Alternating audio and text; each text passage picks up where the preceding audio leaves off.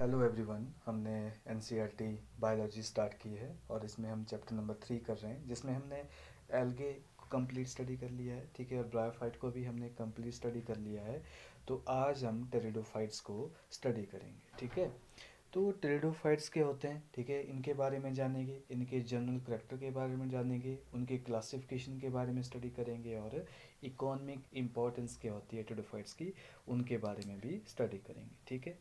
तो टेरिडोफाइट्स जो होते हैं इसमें हॉर्स टेल और फर्न वगैरह सारे आते हैं, ठीक है। टेरिडोफाइट्स के जो प्लांट होते हैं उनको जनरली हम फर्न्स बोलते हैं, ठीक है।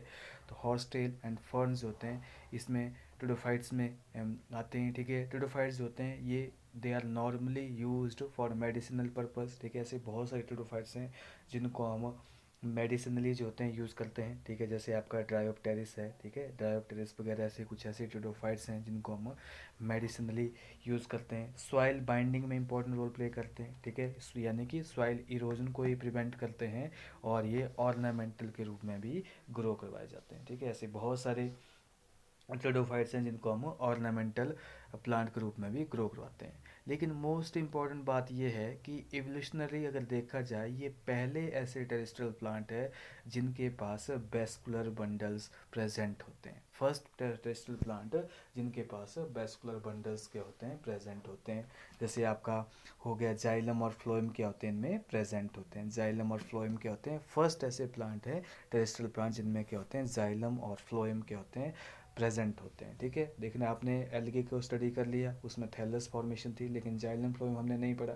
उसके बाद ब्रायोफाइट में भी हमने कोई जाइलम फ्लोएम नहीं पढ़ा, लेकिन टेरिडोफाइट्स ऐसे फर्स्ट प्लांट हैं जिनमें क्या होते हैं, वेस्कुलर टिश्यूज होते हैं, प्रेजेंट होते हैं, वेस्कुलर बंडल्स होते हैं, प्रेजेंट होते हैं, that is xylem and phloems होते हैं क्या होते हैं, प्रेजेंट होते हैं। तो आपने याद रखना है टेरिडोफाइट्स होते हैं they are the first terrestrial plant which possess vascular tissues, ठीक है। और वेस्कुलर टिश्यू जाइलम और फ्लोएम के बारे में हम पढ़ेंगे नेक्स्ट यूनिट जो होते हैं इन्हीं के बारे में।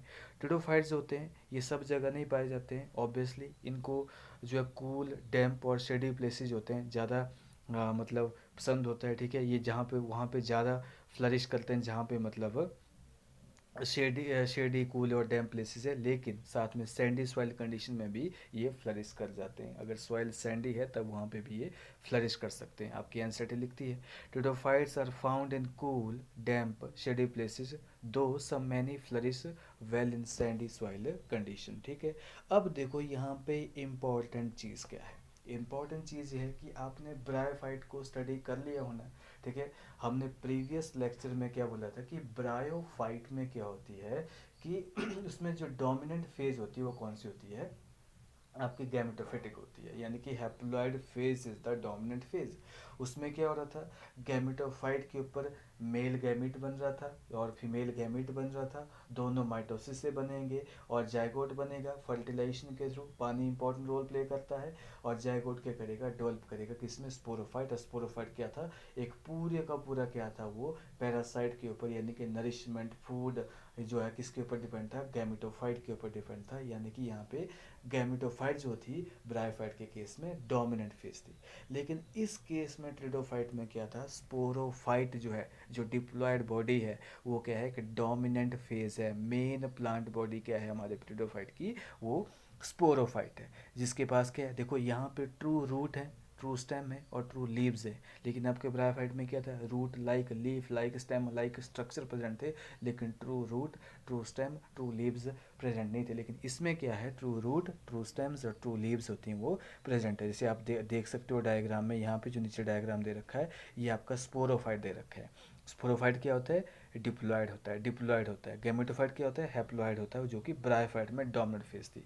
तो यू में रिकॉल दैट कि ब्रायोफाइट में डोमिनेंट फेज कौन सी थी, एक तो गैमेटोफिटिक प्लांट बॉडी थी, लेकिन जबकि हमारी टेरिडोफाइट्स में क्या है, मेन प्लांट बॉडी कैसी है, स्पोरोफाइट है, जिसके पास क्या है, ट्रू रूट है, ट्रू स्टेम है, ट्रू लीव्स हैं और दीज ऑर्गन जो होते हैं इनके पास क्या है, वेल डिफरेंशिएटेड वेस्कुलर टिश्यू, यानी कि इनके पास जाइलम और फ्लोएम जो होते हैं प्रेजेंट होते हैं, जो कि हमारे ब्रायोफाइट में नहीं थे।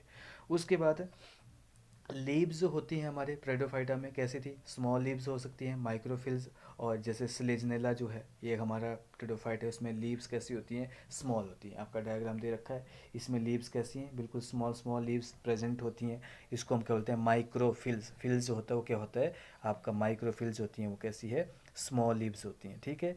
और मैक्रोफिल भी हो सकती हैं, आपकी लीव्स होती हैं वो मैक्रोफिल भी हो सकती हैं, जैसे आपका ड्रायोप्टेरिस वगैरह जो होते हैं, जैसे आप ये देख सकते हो कि यहाँ पे लीव्स कैसी हैं, मैक्रोफिल्स हो सकती हैं, ठीक है। ये तो सालविनी है, लेकिन आपको जो है ड्रायोप्टेरिस वगैरह में क्या होती है, लीव्स बड़ी भी हो सकती है। सेलिजनेल, जैसे आप देख सकते हो कि सेलिजनेला में माइक्रोफिल्स हैं, और मैक्रोफिल्स जैसे फर्न वगैरह जो होते हैं उनमें क्या होती है, लार्ज लीव्स जो है प्रेजेंट हो सकती है। यानी कि लीव की शेप एंड साइज में भी क्या है, वेरिएशन पाई जाती है मेटाडोफाइट्स में। उसके बाद स्पोरोफाइट है, डिप्लॉयड बॉडी है, इसके पास क्या होता है, स्पोरेंजिया होता है। स्पोरोफाइट के पास क्या होगा, स्पोरेंजिया होगा। और स्पोरेंजिया के अंदर क्या होंगे, स्पोर मदर सेल होंगे, जिनके अंदर मियोसिस होगी और क्या बनाएंगे, स्पोर बनेंगे। तो इसको क्या बोलेंगे, स्पोरेंजिया होगा। और स्पोरेंजिया को क्या होगा, लीफ के द्वारा क्या किया जाएगा, सराउंड किया जाएगा। स्पोरेंजिया को क्या किया जाएगा, लीव्स के द्वारा क्या किया जाता है, सराउंड किया जाता है। और उन लीव्स को हम क्या बोलते हैं, स्पोरोफिल्स बोलते हैं। उन लीव्स को हम क्या बोलते हैं, स्पोरोफिल्स बोलते हैं, जो कि हमारे स्पोरेंजिया को क्या करते हैं, सराउंड करते हैं, ठीक है। तो sporophyte bear sporangia that are covered by या subtended by leaf like appendages, leaf like not leaf like appendages called sporophyll। और इन केस में स्पोरोफिल्स होते हैं, बहुत ही ज़्यादा कम्पैक्ट स्ट्रक्चर बना देते हैं, उसको हम कोन बोलते हैं, स्ट्रोबलाई बोलते हैं। जैसे स्लेजनेला हो गया, इक्विसेटम हो गया, तो आप देख सकते हैं यहाँ पे जो लीफ जो स्पोरोफिल है वो कोन बना रहे हैं, ठीक है। उनको हम क्या बोलते हैं, स्ट्रोबलस या कोन बोलते हैं। और इन स्ट्रोबलस में क्या बनते हैं, आपके स्पोर बनते हैं, ठीक है। तो यहाँ पे जो है मेन जो डोमिनेंट फेज लाइफ की वो कौन सी है, स्पोरोफाइट है। और स्पोरेंजिया क्या करेंगे, फिर उसके अंदर स्पोर मदर सेल्स हैं, वो स्पोर प्रोड्यूस करेंगे by the process of meiosis. और स्पोर क्या है, वो हैप्लॉइड होते हैं। और ये क्या करेंगे, देखो लिखा है the sporangia produce spores by meiosis in spore mother cell. और स्पोर क्या करेंगे, जर्मिनेट करेंगे to give rise to small inconspicuous but multi cellular क्या बनाएंगे ये, आपके जो मतलब मल्टी सेलुलर क्या बनाएंगे ये, आपके जो मतलब यहाँ पे गैमेटोफिटिक फेज जो है बनाते हैं, गैमेटोफिटिक फेज बनाते हैं, ठीक है। तो स्पोरेंजिया के अंदर क्या बनेंगे, स्पोर बनेंगे। और स्पोर क्या करेगा, वो जर्मिनेट करेगा, स्पोर मियोसिस से बनेंगे, हैप्लॉइड होगी। और spore germinate to give rise to inconspicuous but multi cellular free living और फोटोसिंथेटिक। देखो यहाँ पे फोटोसिंथेटिक थैलोइड गैमेटोफाइट, यहाँ पे गैमेटोफाइट के पास कोई ट्रू रूट, ट्रू लीफ और ट्रू स्टेम नहीं होंगे, वो थैलोइड होगा। उसको हम क्या बोलेंगे, प्रोथैलस बोलेंगे। क्या बोलेंगे हम, प्रोथैलस उसको हम बोलेंगे, ठीक है। लेकिन ये भी इंडिपेंडेंट है, देख लो, ये भी किसी स्पोरोफाइट के ऊपर डिपेंड नहीं है, ये अलग है, फोटोसिंथेटिक है, थैलोइड है, गैमेटोफिटिक है, और प्रोथैलेसिस को बोलते हैं। और ये जो गैमेटोफाइट्स हैं इनको भी कैसा चाहिए, require cool damp shady places चाहिए होता है ग्रो करने के लिए। और इसी इसी वजह से क्या होता है, इनकी जो है ये जो है मतलब रिस्ट्रिक्टेड एरिया में पाए जाते हैं। Because of this specific restricted requirement and need of water, पानी तो चाहिए ही चाहिए फर्टिलाइजेशन के लिए, वो तो ब्रायोफाइट के लिए भी चाहिए और टेडोफाइट के लिए भी चाहिए, ठीक है। तो इसलिए पानी की वजह से क्या होता है, जो हमारे टेडोफाइट्स होते हैं उनकी जो क्या बोलते हैं, उनकी जो स्प्रेडिंग है बहुत ही लिमिटेड होती है। और वो हमारे नैरो जियोग्राफिकल रेंज में पाए जाते हैं, सब जगह नहीं पाए जाएंगे, जहाँ जहाँ पानी होगा वहीं पे टेडोफाइट्स होते हैं वो पाए जाते हैं, ठीक है। गैमेटोफाइट क्या है, अब हैप्लॉइड है, ऑब्वियसली स्पोर से बना होगा तो हैप्लॉइड है। और इसके पास क्या होंगे, male and female sex organ जो होते हैं प्रेजेंट होते हैं, एंथ्रीडी और आर्किगोनिया।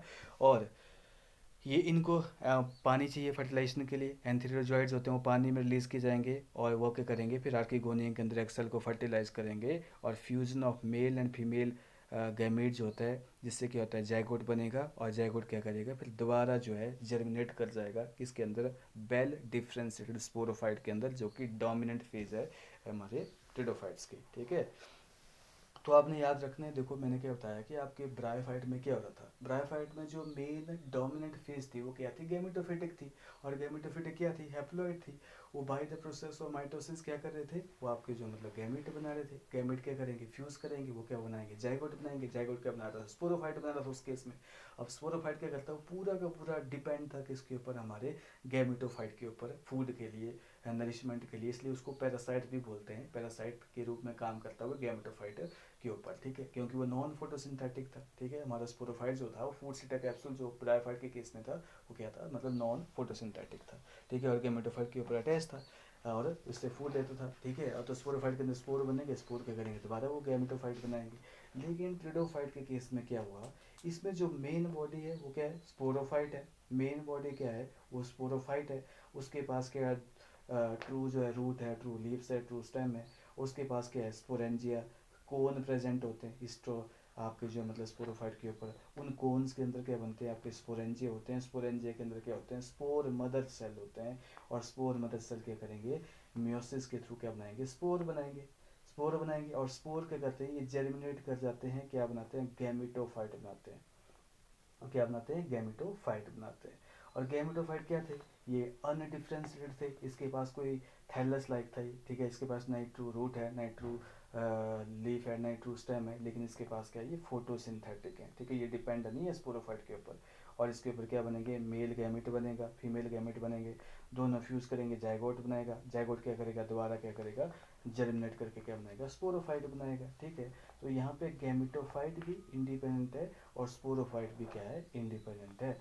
ब्रायोफाइट के केस में क्या था, स्पोरोफाइट नॉन फोटोसिंथेटिक था, वो नरिशमेंट गैमेटोफाइट से ले रहा है। लेकिन आपने एक और डिफरेंस याद रखना है कि ब्रायोफाइट के केस में डोमिनेंट फेज क्या थी, हमारी गैमेटोफिटिक थी, लेकिन यहाँ पे जो है आपकी जो है ट्रिडोफाइट में जो डोमिनेंट फेज है कौन सी है, वो आपकी स्पोरोफाइट है, ठीक है। उसके बाद बोला जो स्पोरोफाइट जो स्पोर बनाता है, बहुत सारे टेडोफाइट्स में क्या होते हैं, स्पोर्स होते हैं सेम जैसे ही बनते हैं, सबका साइज एक जैसे होता है। लेकिन दो ऐसे टेडोफाइट हैं, ये क्वेश्चन कई बार आया है आपके एग्जाम में, सेलेजनेला और साल्विनिया। साल्विनिया जो होते हैं उसमें दो काइंड के स्पोर बनते हैं। लार्ज वाले को हम क्या बोलते हैं, मैक्रो बोलते हैं, ठीक है, और स्मॉल वाले को हम माइक्रोस्पोर बोलते हैं। इसी तरह हम इन प्लांट को बोलते हैं हिट्रोस्पोरस स्पीसीज। ऐसे देखा जाए तो आपके टेडोफाइट्स में क्या है, सारे के सारे क्या है, होमोस्पोरस स्पीसीज हैं। सब में जो स्पोर बनते हैं वो कैसे बनते हैं, एक साइज वाले ही बनते हैं। लेकिन जो दो ऑर्गेनिज्म है आपके, दो प्लांट हैं, कौन से, स्लेजनेला और Salvinia, not Salvia, Salvia angiosperm है, साल्विनिया जो है टेडोफाइट है, जिसमें दो काइंड के स्पोर बनते हैं, large one and smaller one. And इसलिए इन दोनों स्पीसीज को हम क्या बोलते हैं, हिट्रोस्पोरस बोलते हैं, ठीक है। उसके बाद देखो यहाँ पे, और मेगास्पोर क्या करेगा एंड माइक्रोस्पोर क्या करेंगे, ये जर्मिनेट करेंगे बोला, और जिससे मेगास्पोर क्या बनाएगा, फीमेल गैमेटोफाइट बनाएगा, और माइक्रोस्पोर क्या बनाएगा, मेल गैमेटोफाइट बनाएगा। और फीमेल गैमेटोफाइट के ऊपर क्या बनेंगे, आपके जो मतलब इन दिस प्लांट्स होते हैं retain on the parent sporophyte, और वेरिएबल पीरियड के लिए उसी वो हमारे स्पोरोफाइट के ऊपर ही होता है बोला। और वहीं पे आपके आर्किगोनियम वगैरह बनते हैं, और वहीं पे आपकी फर्टिलाइजेशन होती है बोला। तो यहाँ पे जो है जब फर्टिलाइजेशन होगी जाइगोट बनता है।